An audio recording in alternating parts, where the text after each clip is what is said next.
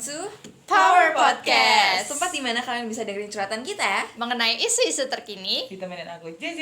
Aku Jelly. Aku Yel. Jadi bersiaplah untuk Terinspirasi. terhibur. Dan teredukasi. Yang akhir-akhir ini tuh lagi mencuat-cuat banget nggak sih di sosial media? Ya. Apa yang apa nih? Ini deforestasi hutan. Oh. Kalian tau nggak?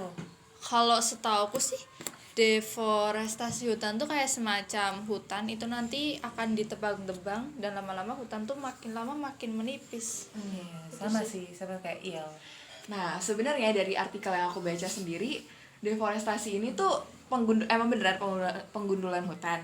Cuman ini tuh lahannya tuh nanti diganti untuk pembaruan lain, seperti buat peternakan, terus juga buat kayak pertanian baru lagi, terus juga atau bikin kota-kota nih. Nah, apalagi kan sekarang nih Indonesia tuh udah mau pindah ibu kota nih di Kalimantan. Oh, iya. Betul. Iya kan? Iya. Nah, posisinya sebenarnya Kalimantan itu tuh dalam 2 dekade ini tuh Kalimantan Barat aja tuh udah kehilangan 3,58 juta hektar tutupan pohon relatif. Serta penurunan 100% sejak tahun 2000 dan 13% dari global. Wow, itu udah parah banget sih, tapi kita belum tahu progresnya nggak sih? Iya. Kayak kita cuman baru tahu kalau baru Kayak awal-awalnya dibangun, doang gitu kan. Baru tahu awalnya aja kan. Iya, tapi kalau misalnya pemerintahan mengharapkan negara kita nanti ibu kotanya seperti negara-negara luar yang bagus-bagus, mungkin kita masih bisa lihat dulu. Tapi kalau dari sekarang, mungkin secara progres sih emang belum nggak sih? Maksudnya kayak belum kelihatan. Iya, Yang kita belum lihat cuma kelihatan. penggundulan hutan. Iya. Benar. Jadi kita juga belum bisa menilai juga nggak sih, karena kayak ya itu baru penggundulan itu, jadi kita belum lihat hasilnya nanti kayak gimana kan. Iya. Tapi kalau ini semisal nih kayak IKN itu nanti betulan dibuat-buat kayak kota yang lebih maju daripada Jakarta katakanlah gitu.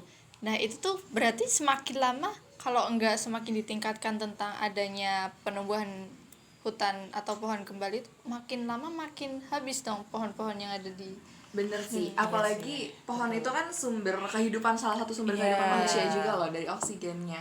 Tapi kalau misalnya nggak ada pembaruan lagi, semakin menipisnya kehijauan di Indonesia, wah itu parah sih nantinya. Takutnya kita engep-engepan. Kayak Oksigen makin lama. Iya, sekarang aja udah Sekali polusi di panas, mana-mana kan iya, ya. bener Udah banget. panas banget, kayak di Salatiga ini aja yang tadinya terkenal dengan Dingin. dinginnya. Bener. Akhir-akhir ini tuh kayak kalau siang tuh panas banget. Jadi bisa banget keringetan gitu ya kan. Dulu tuh waktu OMB malam aja pakai selimut. Iya, Sekarang malam nggak pakai selimut. Tapi tetap pakai kipas. Iya.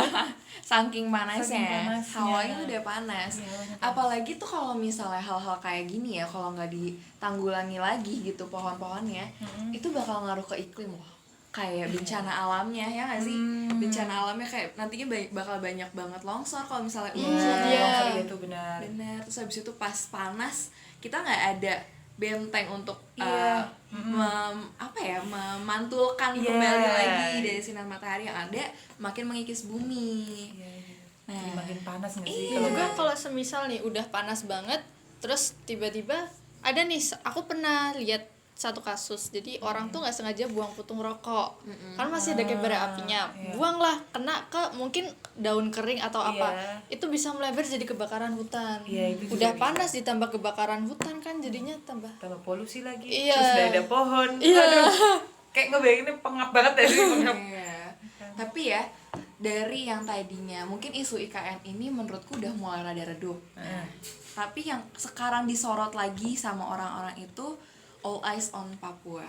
Oh Iya, iya. aku lihat tuh di mana namanya, di Instagram. Iya, template-template banyak itu. banget Awalnya template-nya. aku bingung tentang apa, ternyata kayak berhubungan juga dengan lingkungan ya. Iya.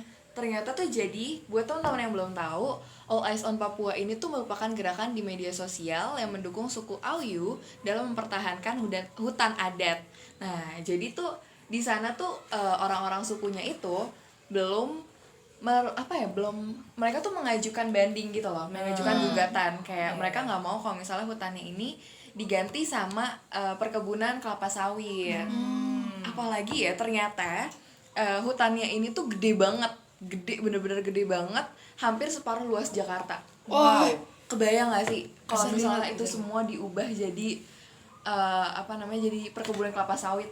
yang tadinya tuh itu paru-paru dunia loh gitu kan. Iya. Iya, terus diincarnya cuma minyak-minyaknya. Dan juga setahu gue ya, di daerah Papua, di daerah Kalimantan itu tuh banyak banget penggundulan hutan tuh buat mencari nikel, buat mencari emas yang gitu-gitu, Iya. tambang.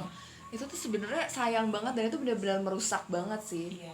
Kalau misalnya emang pada dasarnya mencukupin, itu tuh biasanya dilakukan sama perusahaan-perusahaan yang emang gak bertanggung jawab. Ya, betul. Yang kayak ini ya, yang kasus waktu itu perusahaan gelap atau perusahaan ilegal yang waktu itu pernah tambang-tambang, ambil tambang-tambang yang ada di Indonesia. Dari luar negeri ya? Iya, itu. Oh iya pernah dengar. Tapi itu kayak tadi aku dengar setengah luas kota Jakarta. Aku ngebayangin seberapa besarnya sih. Besar banget sih Iya itu. kan?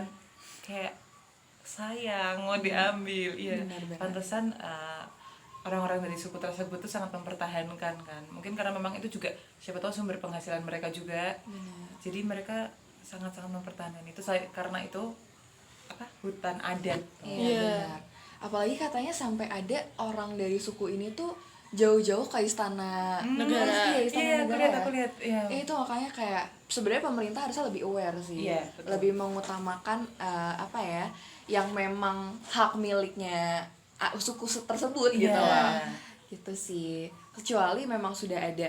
Kalau menurutku ya sebenarnya ini bakalan fine aja kalau misalnya mereka ada ada pembincangan sendiri gitu loh sama Iya, suku tersebut ada, dan nggak iya. seluruhnya dari hutan tersebut dipakai gitu loh.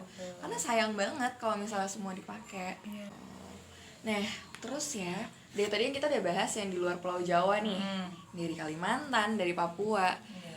Nah, sebenarnya terakhir pun aku melihat di Instagram, di sosial media itu banyak banget orang yang memboikot hal yang dilakukan sama salah satu artis ternama di Indonesia loh. Siapa itu? Aku pernah tahu deh ini. Baru kemarin doang nih aku baca. Iya. Ini nggak sih Raffi Ahmad nggak sih? Iya. Iya kan? Aku lihat di Instagram tentang beach club. Iya, Oh. Kan? Jadi Kayaknya tuh, Club di gimana? Gunung Kidul. iya, jadinya tuh sebenarnya ya ini tuh satu proyek buat beach club gitu. Nah, kalau aku kan ngeliat emang Raffi Ahmad ini punya uang banget ya. Iya. Nah, iya kan? Money everywhere. Yes. Terus abis itu ternyata proyek ini tuh dirancang tuh dari tahun 2023. Tapi di up-nya itu baru sekarang sama kita semua. Oh, begitu. Iya. Nah, itu baru di up itu tanggal 21 Maret 2024. Tapi mungkin baru masuk di Instagram kita Iya, sekarang Iya, ini. baru kemarin ini kan. Iya, karena mungkin lagi banyaknya isu-isu yang hektik juga gak sih Iya. gitu. Jadi kalah terus baru naik lagi sekarang. Nah, kalau menurut aku ya, untuk beach club sendiri nih di Gunung Kidul nih. Iya. Di Kayak Gunung agak Kidul.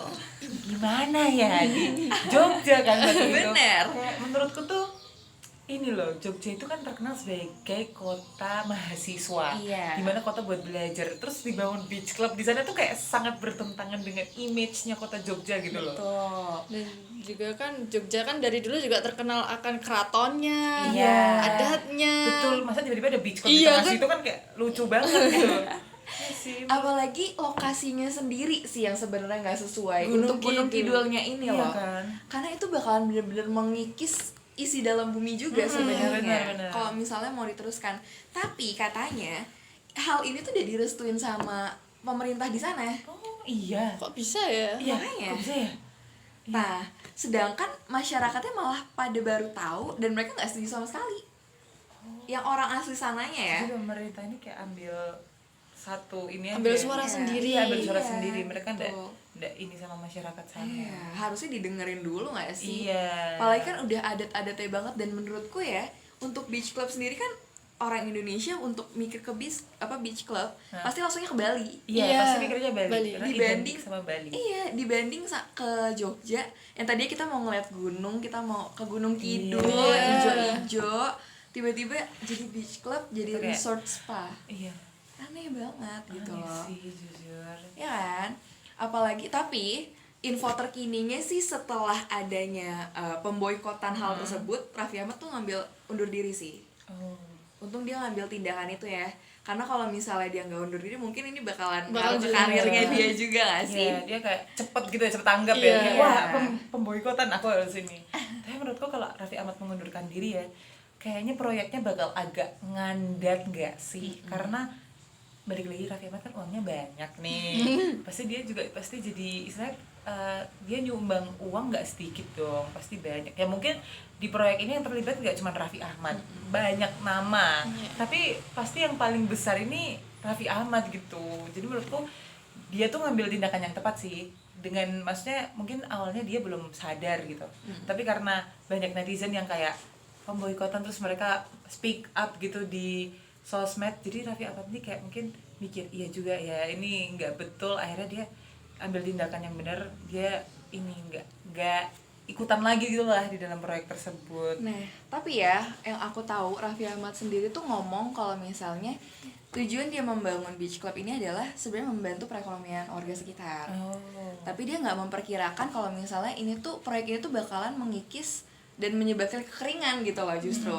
Makanya setelah adanya pemboikotan itu dia tuh mengundurkan diri tuh karena dia memikirkan yang awalnya tujuan dia untuk membantu warga ternyata itu malah menyulitkan. Dan itu melanggar hukum sebenarnya. Jadi ya udah akhirnya sama dia ditarik. Keren sih menurutku. Cepet tanggap gitu loh orangnya. Bener. Tapi aku masih kepikiran, kan bisa kita bilang donatur terbesarnya itu mungkin Raffi Ahmad. Nah, kemungkinan Raffi Ahmad ini sudah mengundurkan diri, tetapi proyek ini kan akan tetap berjalan walaupun lama. Semisal nih udah dananya tuh sudah terkumpul dan proyeknya beneran jadi, apakah mungkin nanti warga sekitar akan melakukan protes lagi ataupun gimana gitu loh, mulai dari tanggapan pemerintahnya sendiri, kan mereka juga udah menyetujui.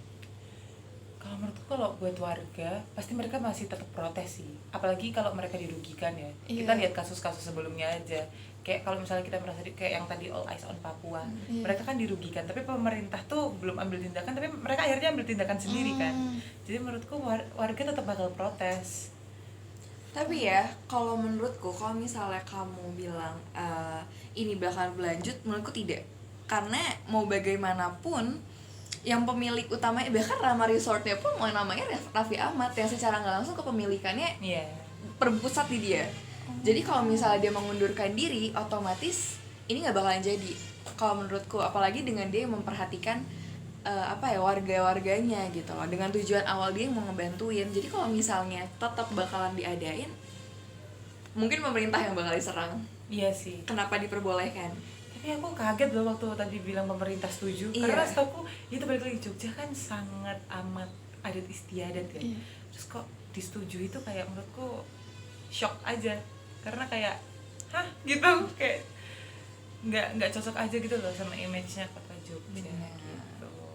Nah, tapi ya dari semua yang tadi kita bahas mengenai hutan-hutanan ini, itu tuh sebenarnya semuanya bisa ditanggulangi loh guys. Dengan tadi yang kayak kita bahas soal IKN, Kalimantan digundulin, tapi berarti provinsi lain harus banyak penghijauan. Benar. Jadi itu untuk biar oksigen kita tuh tetap tercukupi juga. Terus adanya penghijauan kan enak toh ngeliatnya hijau-hijau gini. Sejuk gitu kan, bener. dingin. Iya benar. Biar kita tuh nggak terus-terusan mengalami cuaca ekstrim. Karena cuaca ekstrim pun tuh berpengaruh dari pohon-pohon tadi gitu. Terus juga mungkin kan ada ide nggak sih guys kalau misalnya kayak hal-hal menanggulanginya ini yang lainnya gitu, selain yang tadi kita bilang soal pembangunan hutan lagi? Kalau aku sih, kalau ini ya, aku tuh pikirnya mungkin kalau kayak hutannya itu mau digundulin terus buat bangun sesuatu, aku pikirnya tuh kayak benar-benar sesuatu yang bermanfaat gitu loh bagi masyarakat Indonesia juga. Jadi ya yang nggak merugikan, dan balik lagi jangan semuanya yang digundulin. Jadi kayak kita jangan egois lah istilahnya. Kalau misalnya itu pembangunan dari pemerintah, ya pemerintah jangan egois, karena balik lagi itu kan milik Indonesia. Indonesia kan nggak cuma milik pemerintah, tapi milik masyarakatnya juga. Kalau dari aku sih gitu. Bener banget. Jadi ya kalau misalnya kayak kita lihat di kampus kita sendiri deh, enak banget nggak sih hijau-hijau gitu. Hijau. Jadi walaupun aku tuh pikir ya, kalau hijau-hijau gitu, walaupun mataharinya terik nih, tapi udaranya tuh sejuk gitu loh. Jadi kayak udaranya tuh bukan udara panas, enak gitu. Makanya kampus kita nggak pernah gersang kan? Kita datang ke kampus, jalan dari kos panas-panas sampai di area kampus di bawah pohon, rasanya kayak angin ada. Nah, kita coba bayangin kalau misalnya itu dilakuin di Indonesia. Wow, itu bakalan hebat banget sih. Makanya kalian coba ke Indonesia Mini dulu deh. Coba deh kalian masuk ke kampus kita dulu. Ditunggu ya. Itu siapa tahu menjadi gambaran juga buat para pemerintah, buat nanti ke depannya kita bisa ada banyak penghijauan gitu. Itu keren banget sebenarnya. Jadi kita bisa coba icip-icip kecil dari Indonesia Mini. So, itu aja 3 isu yang kita bahas pada hari ini. Semoga curhatan kita di pagi ini bisa membuka wawasan kalian. Dan kita sangat-sangat terbuka terhadap kritik dan saran dari kalian semua. Sekian dari Power Podcast. See you guys.